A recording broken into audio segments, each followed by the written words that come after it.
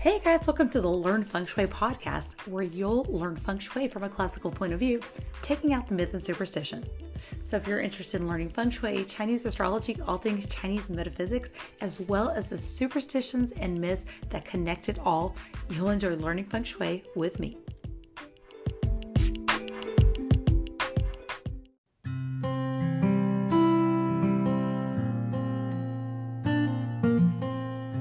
Hey guys, welcome to today's episode. So I'm very excited to bring on today's guest, Ryan Nichols. So I teased this last week at the end of the episode. If you stuck around, you would have heard that I have a special guest, Ryan Nichols, who is a professional boob reader.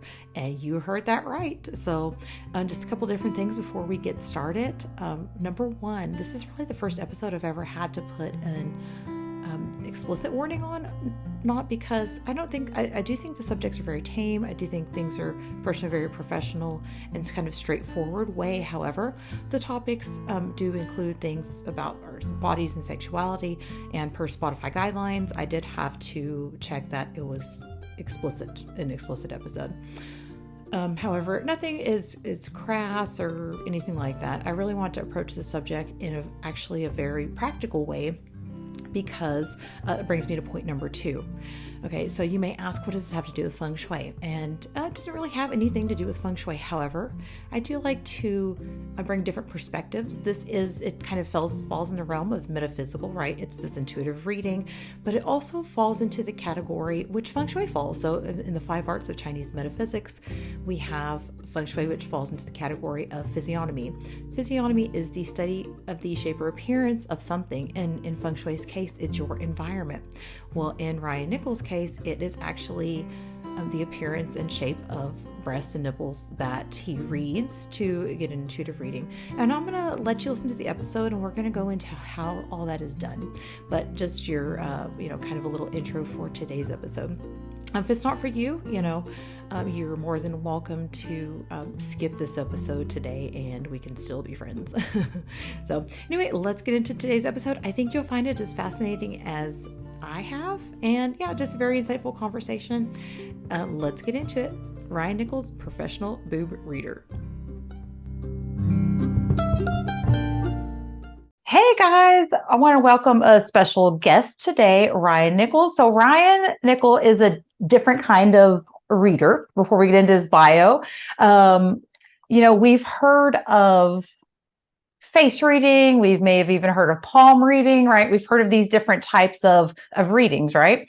So Ryan does a different type of reading. Ryan actually does something called boob reading. And this is something that he actually developed through his own line of work. So Ryan Nichols is a sexual healer and boob reader. Ryan has taken courses at the Somatica Institute, the Intuitive Wisdom Institute, and also has a degree in sociology and is licensed in NLP, which is neuro-linguistic programming, hypnosis, and he has a topless talk show.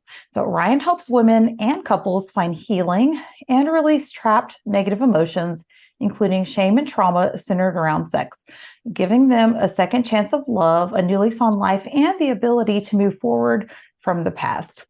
And this interesting fact, he converted a former church into a sexual healing center. Ryan is also a father of 5 and lives in Northern California. Welcome, Ryan. Thanks for having me. It's my pleasure to be here.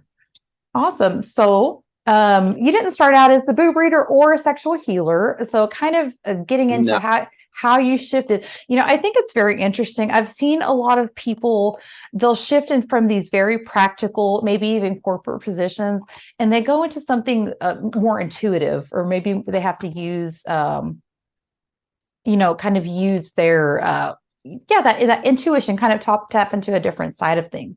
But you actually started off as a real estate investor. So how did the journey look from doing real estate into your sexual healing practice? Actually, I appreciate the question. My journey actually started before that. I graduated with a degree in social work and sociology. And so I actually was a social worker for a number of years. And I was on the other side of the spectrum. I was actually working with men and women that had sexual addiction issues. And then the crash happened in 2008, and I realized I need to make some more money. And so then I got into real estate that way. And I ironically, when I got into real estate, it was buying and selling houses and buying distressed properties to flip them and fix them up. And when working with couples or individuals that have distressed houses, they also have distressed lives. And so it was just a continuation of my social work. And so I made a lot of money doing that. And yeah, transition to there was a point where I was just like not being fulfilled with the day to day of just flipping houses. You make enough money to eventually you're just like, this is okay, but this is more like a job. I want to do something that kind of fulfills me. And I was going through my own little journey sexually, and I came up with the idea to start a topless talk show. And then from there, everything just kind of snowballed into what I'm doing today. That's so interesting. So one of the things that really catches my eye, because of course this is a show that we usually focus on feng shui, but it really is reflected in somebody's lives when they have a distressed home. What you see going on inside a home, or maybe even on the external of a home, especially when it comes to distress or a lot of accumulation of stuff. There's a lot of Yeah. accumulation also of emotions. So yeah, I think that's It very is. interesting. Yeah, you're right. So a lot of the houses that we would purchase would be hoarder homes, and Mhm. hoarding is an emotional detachment disorder. Basically, is what it is. Yeah. Is the hard time letting stuff go, which is where they hold on to things, and that's in Hmm. their personal life and their relationships, and of course, it manifests in their physical environment as well. Yeah, that's very true. Um, so how did you start on the journey to becoming a sexual healing coach specifically? So I know you talked about the topless talk. So what did that journey look for you? Yeah, Actual being, coming into it and offering it as a service and opening up a sexual, like basically a wellness uh, yeah, for sure. center. So Yeah. yeah, so I guess the answer to the question is probably a little bit of backstory for that is so I grew up in a very conservative religion, and I felt very repressed. And I went through the whole thing. I saved myself from marriage, only to have my first wife leave me and tell me that I was not sexually satisfying to her, and it just kind of crushed me. Got married again. This time I'm like, well, I'm not going to look for a sexual partner. I'm going to look for a spouse. or a wife that's going to be a good mother. And so I married a beautiful, mother. We raised 5 beautiful kids, and we're amazing co-parents, but the sexual compatibility after the kids get old enough is like just wasn't there. And so it it made me realize that I was just kind of struggling myself internally with my own sexuality and the way that I wanted to express it. And coming from a very conservative religion, it's like, you don't do anything outside the bounds of marriage. And so I respected that, but at the same time I wasn't being fulfilled. And I was supplementing my, I guess, lack of sex in the relationship with porn. And so porn became like my new go-to. And, porn never says no. But at the same time, I was feeling guilt and shame for doing this. And during this time, I had lost 50 pounds. So I just went through this weight loss journey. And I was just kind of feeling myself. I'm like, I'm feeling sexy. I'm 41 years old and all of this. And so up here in Northern California, we have kind of like the free love hippies and stuff like that. And so I went to the river one day, and there was just a bunch of naked women. I'm like, oh my God, what's happening here? So I literally just shed my inhibitions and got naked, and I'm talking to people. And for the first time, I'm talking to somebody, and there's no sexual arousal, and we're completely naked in nature on the river, just having conversations about life and kids and just like, shopping in the grocery store and just like mundane things. And I literally came home and like that, never had the desire to look at porn. And I was like, there's something to this. And so I would keep going back to the river. And then the river, it got kind of cold here in Northern California. And I'm like, oh, so I started going through withdrawals because now I wasn't in my environment with my people. And literally one night I had, or early morning, actually, it was like 3 a.m. I had this dream, and it woke me up, and it was just like, bring the river to you. And I'm like, oh God, okay. So that's where the idea of Topless Talk came about. So that's where I developed the Topless Talk show. And in that opportunity, so at first it was like, oh, this is my opportunity to see boobs, this is what I like. And then I would have women, and they would come on, and Topless Talk kind of took a whole different role where like Topless was like, no, this is like no topics are off limits. Let's talk about the, sex and relationships, the good, the bad, and the ugly. And it became very therapeutic. So these women were sharing stories for the first time that they've never shared with anybody. And then afterwards, they're like, oh my God, like I didn't realize how healing it was just to tell my story. And at that point, that's when I realized I'm like, this show is bigger than me. This is not about, wanting to see boobs and things like that. And so we started getting more and more guests, and they would come on and they would share. I mean, not everyone was topless for the show. We do have a whole wall of boobs there in the studio because, it's fun. We have a Polaroid, we take pictures, but that's not a requirement to be on the show. The requirement is just, let's come and, share your story and let your story be a light for someone else that's going through a very difficult time, that they can see that they're not the only ones that are going through it, that there's hope at the end of that journey.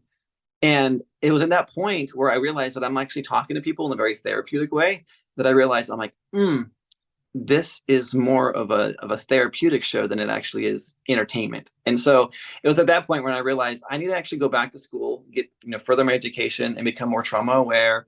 Because it had been, 10 years, 15 years since I graduated from the university. And so that was kind of like how it all just started, where Topless Talk kind of took on this very therapeutic role. And then I started realizing that, oh, okay, I'm helping these individuals that want help outside of the studio as well. And then that's where sexual healing started to just kind of snowball naturally. Oh, that's so interesting. So, again, there's going to be somebody that says like, well, you just want to look at boobs, or you just want to, be all the time, of course. Right. So of course we have to address that. Right. And so I really appreciate you talking about the fact that you were able to take the, I guess, arousal, that, the sexuality kind of out of, just being around somebody maybe being nude. So I'll kind of compare it this way. Back before I started doing feng shui, I actually have held a cosmetology license for over 20 years. And so when I was doing hair and stuff like that, I did body waxing. Okay. So I did men and women, and I did from head to toe. Right. So did Brazilian waxes, and there's just a level of taking out, looking at the person in a sexual way when you're working with them. And so I would kind of compare it the same way, because I'm literally seeing their genitals, men and women, and never once did the thought ever cross my mind that like, hey, this person's like attractive, or I like their body or something like that. And so I just want to kind of clarify that and kind of bring that point up.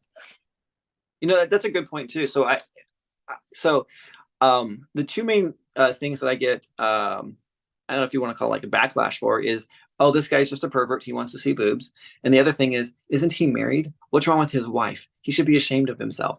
And it's really interesting. Those are the two extremes that I get. And to your point, compartmentalization is a great thing as well. And so, I mean, to your point here, like, you don't have these sexual desires to be with people that you're working with. You're like, no, this is work. I'm helping somebody here.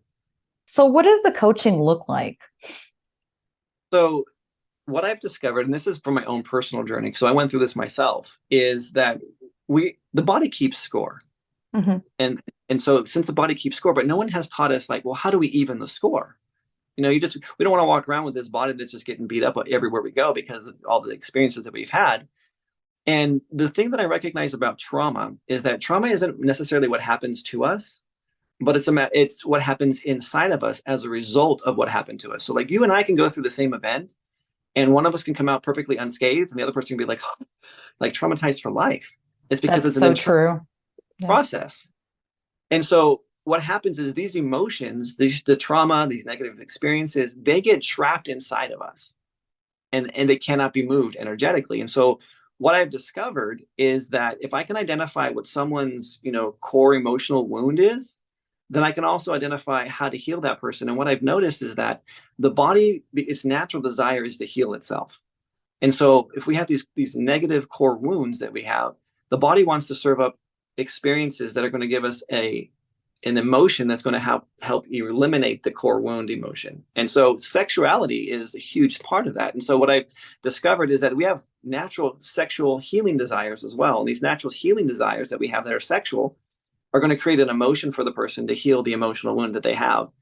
And most women that I've worked with will confuse the idea of like, oh my God, I'm getting out of this relationship. It opened up a little bit of a wound for me, but my body's telling me to be sexual. Well, yeah, of course it is. It's telling you to be sexual because there's a healing emotion at the end of that journey, but they confuse their sexuality as the journey for healing. And so what they'll do is they'll enter into like their hoe phase, and they'll just go out there and just do all these things, thinking that that's how they're going to heal. And it's an accidental approach to actually try to find healing. I went through this myself, and I'm just like, well, my body's telling me to do this, but I didn't understand the whole thing that I understand now. And so what I do with women that have these core wounds is identify what's the core wound, and then what is your sexual healing desire, And then I put those together, and then we release it through orgasm. And the orgasm is the energetic release that just allows for the body to strip the negative emotions out, but replace it with the new emotion. And I always get this question, so I'll go ahead and answer it now. It's like, well, I should be healed already. I'm having sex and orgasming all over the place, either with myself or with my partners. And the reality is if it's not done with the intention to go in, excuse me, and actually have the sexual healing desire be the core desire, the core emotion that's being, heightened, if you will. If the case is if they're just going in and having sex and it's just a physical action rather than the emotional and mental action that could be there, then they're not hitting the height that it could be in order to have healing. And that's what really has to happen. And to kind of circle all of that back, like, how do I find out what someone's, sexual healing desires are and what these things are? That's where boob reading came into play. Because unconsciously, what's happening mentally and emotionally, every single month, breasts are changing shape and size. Some of that has to do with hormones. Other of that is that it's a mental and emotional distress on the body, and your breasts are telling that story. And so I actually have learned over time to read what is the story that your body is saying that it needs in order to heal. And so that's part of the very first diagnosis that we do when we go into an actual sexual healing arrangement.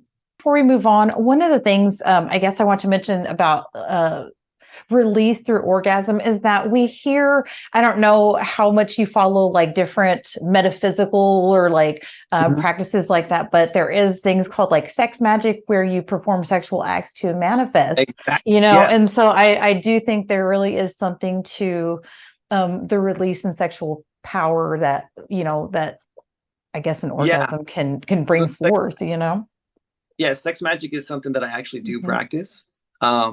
Another thing that I also practice as well is, I'm sure you probably heard of this as well, is yoni massages. And, that sacred massage experience as well, coupled with vaginal reflexology, allows me to identify where the emotions are and how to release them. Because women trap a lot of their emotions in their chest and also in their hips. And so a lot of releases do happen that way. They're very powerful and profound.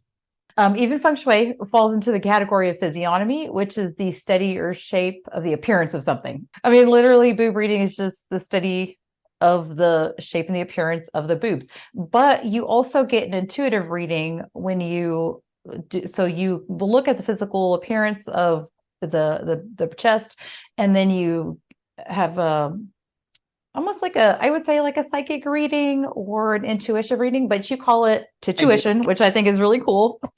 Yeah, actually, so the way it started was on the Topless Talk Show. It was a fun segment that we did. It was, like you said, you mentioned tuition. So having gone through the Intuitive Wisdom Institute, I became really intuitive, and I was able, if someone was willing to bare their chest, I was able to basically they're opening their soul up, and I could just do an intuitive read on them, on their relationships and certain things about them. And, that was kind of where it was. So I just did a lot of intuitive readings, and I got a lot of blowback too. Like, well, if you're intuitive, then you don't really need to see their chest. You don't need to see their breasts in order to do that. And, to some extent that's true, but I also needed the permission from the person. So from them, like, revealing, that was the permission that was needed.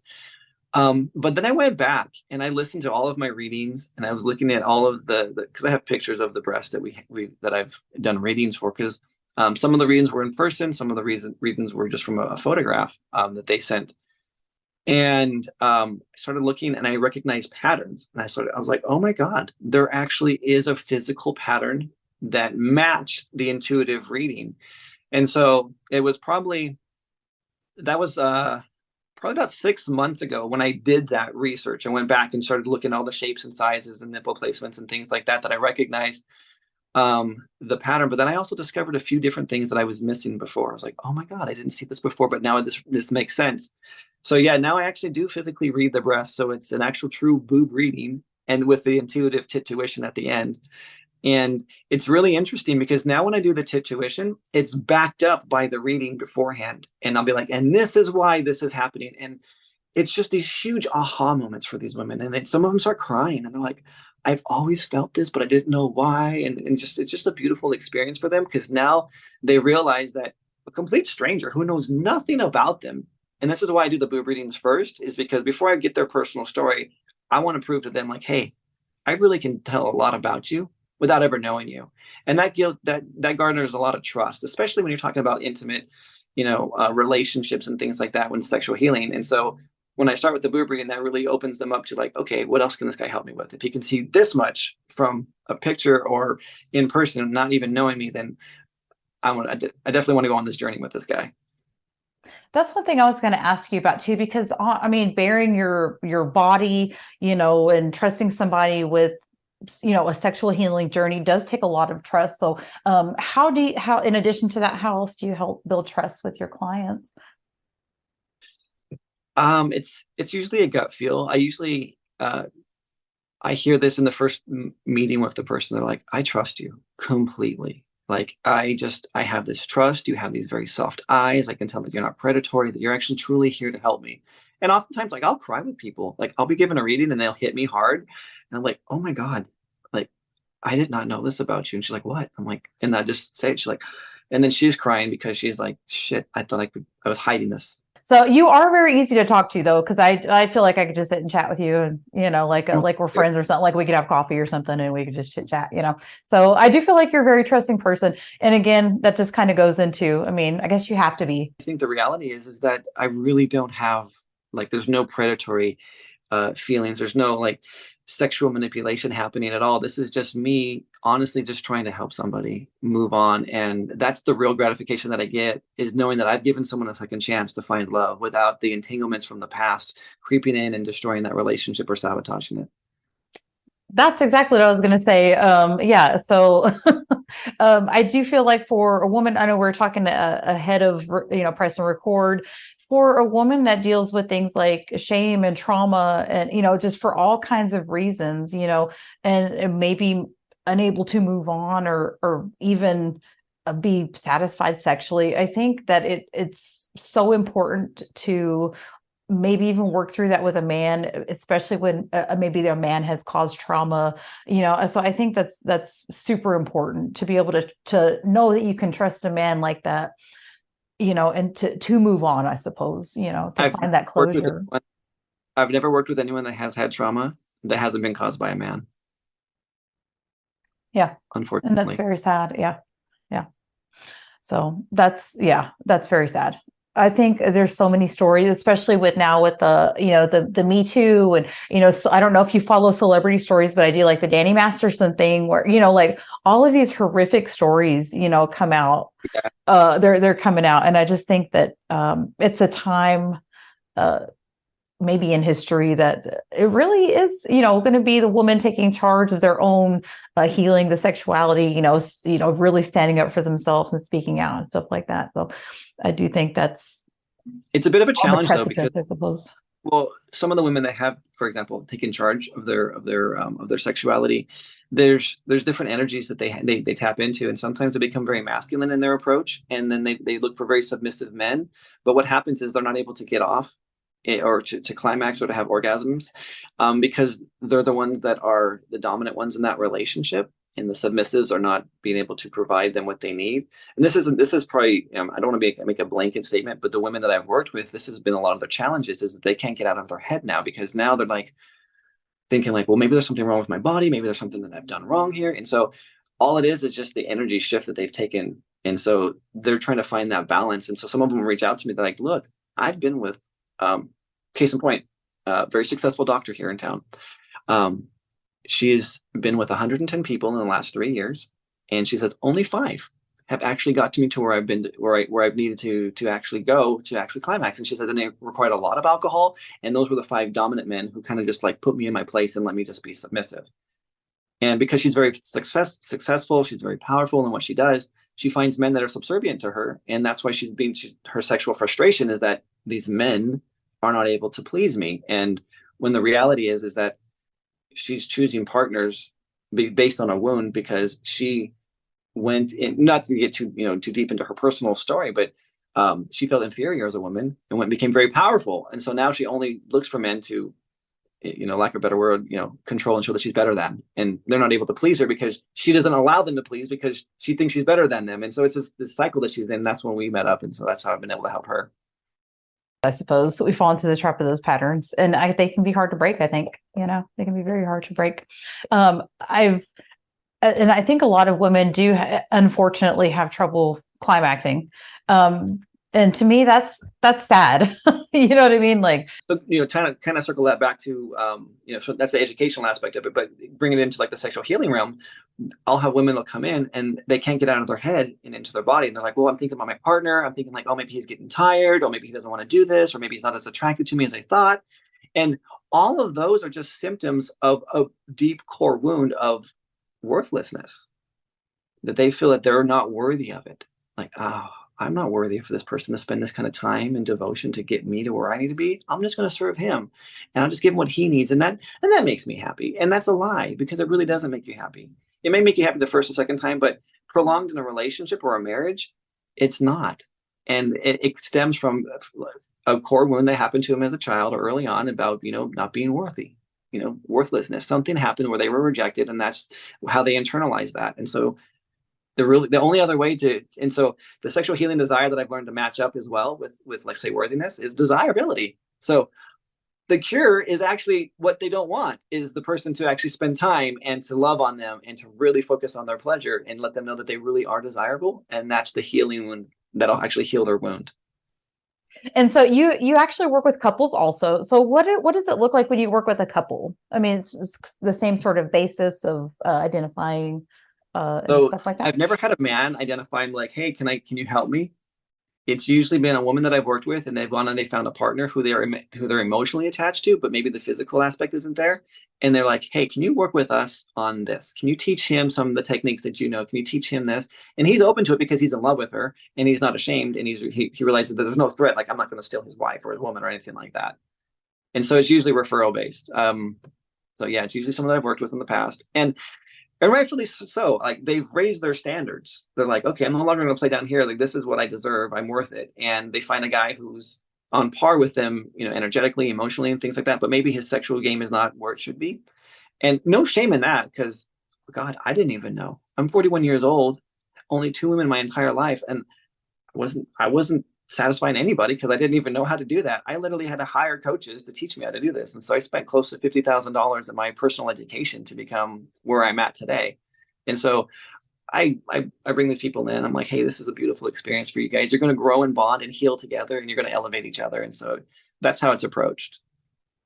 And I mean, I definitely think, like you talked about your lack of experience and stuff like that in that department. It's totally normal, but it can be learned, it can be learned. So it's something that can definitely be worked It's on, totally normal, and it can Mhm. be learned 100%. So kind of going back to the boob reading here, let's address, the trauma kind of being stored in your chest and your hips. So I've heard that trauma, like I've heard that before, that trauma is stored in the hips and not so much in the chest. Can you talk a little bit more about that? Yeah. So tightness of the muscles, it can manifest as well, but it also shows itself in physical manifestations. So, for example, there was a woman recently both of her breasts, as I was reading them, she had one nipple in one area, and one of her nipples and her areolas were just completely like, normal, looks fine. The other breast had the nipple and the areola, and then half of the areola was just kind of missing, like it was just like blown out, and like it just kind of like went across the boob for several inches. Very abnormal. And as I was reading this, I was like, this is a boundary issue. I'm like, not just a boundary issue. So when women have boundaries, they're either boundary issues are either not properly defined, or if they're defined, they're not properly defended. This woman had defined boundaries, and either she had tried to defend, but they were like forcefully blown out, and I'd never seen that before. And so I was reading, I mentioned to her, I was like, you have this boundary that you've tried desperately to defend that has just been ran over and blown out. And she just broke down, and she just started sobbing. And she had told me that she had been victim of sexual assault numerous times, from boyfriends, from friends, from coworkers, just almost anybody in her life that saw her took advantage of her in that way. And that trauma was manifest there in her actual physical breast, the way that it was showing up. And she's like, my areola never used to look like this. She's like, I used to have beautiful breasts. I'm very self-conscious of my breasts now. I don't want to show my breasts to anybody because I'm very insecure about what's happening here. She's like, what you're saying, like, you don't know me, you don't know anything about me, but what you're describing here makes perfect sense. And then she's like, is there hope for me? Like, can this go back? Can this like, fix? I don't know the answer to that question. I've seen nipple placements move as breasts change shape and size and either fill up or reduce down. I don't know about areolas. So this is something we're tracking. I feel like so many women have like shame, especially if there's things like asymmetry or different nipple shapes and sizes, But stuff those like tell that, stories. Yeah, those yeah. those those definitely tell a story, and I've had to learn to be very careful with my words, and sometimes I approach it like, look, I'm in flow, I'm just going to use words that are easy for descriptive purposes just to go through this, but it's, if anything doesn't land well, like, it's not meant to be harmful, like, this is coming from a place of love. But I've had to definitely work on my delivery, to avoid words like normal, because the moment you say, oh, this is a normal looking breast and this one isn't, now you've introduced a little bit of shame here, because now it's a comparative thing, like, well, I'm not normal anymore. And so yeah, it's been very difficult to find the proper wording to be all inclusive and still not cause any more damage and shame. Like, I recently was with a woman. I gave her a reading, and her nipple placement on one breast was right center in the middle. The other one was up in the middle and on the side, inward. And it was interesting on that particular reading. Like, that was the first time I've actually had a nipple placement so far out of symmetry. Come to find out, there was a reason for it. So, kind of looking at that thing as some common issues that somebody could be facing with their breast, what does that mean? Like, so what would like maybe asymmetrical breast, like maybe one bigger than the other? I think that's very Yeah, common, yeah, actually. it I've is. heard of it a lot. I know people that have it, So, what does that mean? Is there certain things it means? Yes, It's it pretty means something universal. very Oh, okay, specific. Yes, it interesting. does. And it's not permanent, I'll tell you that. So it's the flow of energy, and it depends on the person. So uh, one breast larger than the other. So one breast represents your nesting. So if you're a mother, it's who you care for, because your breasts are symbolic of like love and care and nurture and things like that. So one breast is representation of your children, the people that are in your life that you care for. If you don't have children, then I've seen it be pets, or I've also been able to like, I did a reading one time on a woman. Hers was definitely, there was asymmetry happening, and I knew she didn't have children, and I'm like, you're caring for somebody, and it's really draining on you, and I can tell, like, by the look of your breast. Come to find out, she's a caregiver for her mom.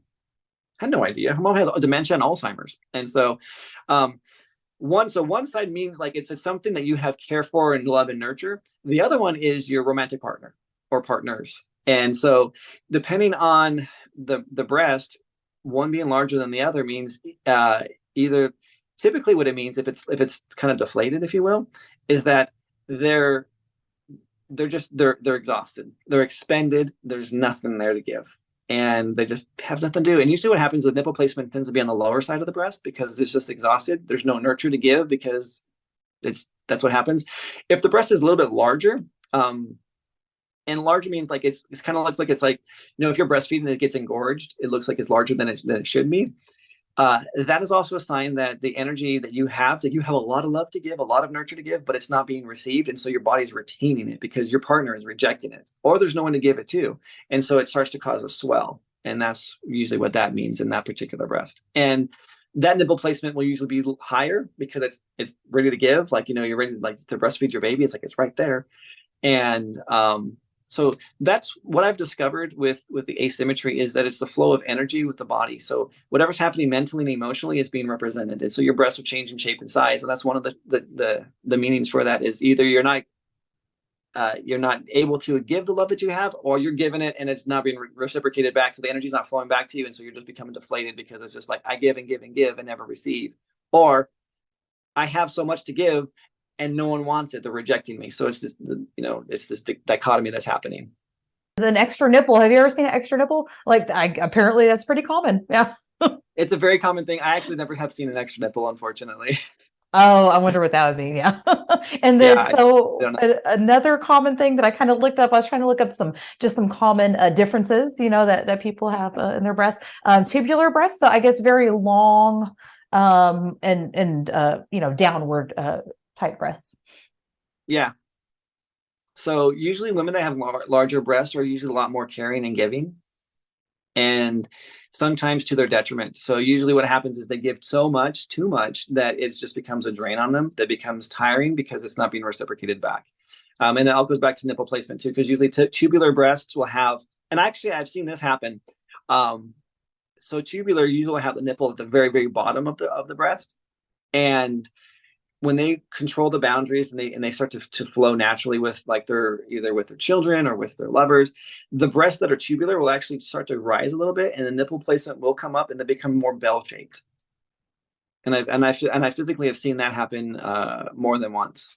That's so interesting. That's really fascinating. So we can tell a Yeah, lot by somebody's breast. Who knew, right? I guess yeah, you did. Yeah, you knew. Or you discovered. tell the story. Yeah. Was there anything else you'd like to add here to the conversation before we close? Yeah, this is it started off as a kind of like a tongue-in-cheek thing for the podcast that I have, the Topless Talk Show. It really it's really turned into just a beautiful thing where I've found that even though I don't work with everyone that I give readings to, it's just been a very therapeutic for them to realize, wow, I didn't realize this was happening in my relationship, either with my children or my family or with my spouse. And one person that comes to mind in particular, I never thought that she would have asked for a reading. She's not even she's an acquaintance that I've never even met in person. She's like a Facebook friend, and we don't see anything eye to eye on anything. So every time I post something, she's like my antagonist. She's always like, "This is not right," blah blah blah, and I'm like, whatever. But one day, I get this message on Messenger, and she just said, "Hey, I'm really having a hard time. What are my breasts saying?" And I was like, "Oh, the person who antagonizes almost every post of mine thinks that I actually have something that I can offer her." And I just like threw my ego aside. I'm like, you know what, no problem. I'll go ahead and I'll do this reading. And I gave her this reading, and there were, as you mentioned, there's an imbalance. There was an asymmetry happening. And I told her what it meant, and she messaged me back in voice and just was crying. And she's like, "It took everything I had not to want to like find out where you lived and come talk to you in person, because I don't know how you knew this about what's happening, but this is what's happening." She shared some very vulnerable things with me, and for her it was eye opening. She's like, "I didn't realize that this particular path that I had been on," and I don't know anything about her other than she doesn't like my posts, and she's like, "This really makes me want to like," she's crying, and she's like, "I just have to stop and realize the hurt that I'm causing these people in my life, because I thought that this was for me and my pleasure and my peace of mind, not realizing that it's actually affecting these people over here." And she's like, "I never would have saw that if it wasn't for this reading." And so for me, that was very validating, that a complete stranger who sometimes, you don't agree with everybody on every topic, and that she, one, had the humility to come to me, and I had the ability to just forget everything from the past and just help her out. And it became a very therapeutic opportunity for her just to realize about herself, and then she made the changes that she needed to, and she moved on. So yeah, I guess what I would like to just end with maybe is that boob reading isn't sexual. It's about understanding yourself and your relationships and how you can either improve or continue what you're doing. I've told many women too that have reached out to me. I'm like, "You're doing everything fantastic. Like, you have great boundaries. You have great energy. I can see everything here. Like, this is like, congratulations. Continue doing what you're doing. Like, you're doing a lot of things right." And it was very validating for them, because they were worried, like, "Oh, I don't know if I'm doing everything okay here." Oh, thank you so much. That's so interesting, and that's such an interesting conversation. I appreciate you coming on. And that's my pleasure. Thank you. Awesome. Well, we're going to include links and show notes, and everything, so people can find you. So all your social medias and everything. And you do post some of your boob reading. I know you post them on TikTok. I don't know if you post them in other places. It might be a little bit hard to post them on social media sometimes. So Yeah, that's where I found you. I found you on flagged. TikTok. Yeah. Yeah, every video that I posted has been flagged. multiple times. Okay. But I've gone through the guidelines in the community standards so the videos I have get reposted afterwards after they go through. But yeah, I'm actually posting 3 more today. So Awesome. Cool. So yeah, so if you're curious, definitely go check that out. And again, if anyone needs to get a hold of you, we'll include links so people can talk to you. So again, we focus on our physical well-being, we focus on our home, and we want all these things to be good, but how often do we actually focus on our sexual health? So I appreciate you coming and talking, just being very open today. it was my pleasure. Thank you for having me. Thank you.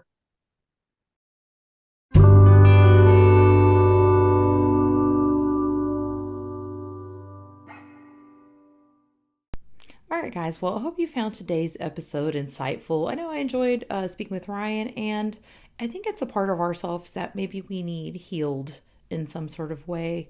Many of us, just as humans, right? Something we all think about, something that just all occurs to us as these human bodies, So just something to think about. We pick up trauma along the way, can kind of carry with us, So yeah, if you need to get a hold of Ryan, if you need a boob reading, maybe you want to work with him professionally, or just check out his Topless Talk Show on YouTube, do check those links in the show notes, and enjoyed having him on again. So let me know what you thought about in the Spotify Q&A below, and I'll catch you guys next week for feng shui for the kitchen. Let's get our kitchens ready for the holidays.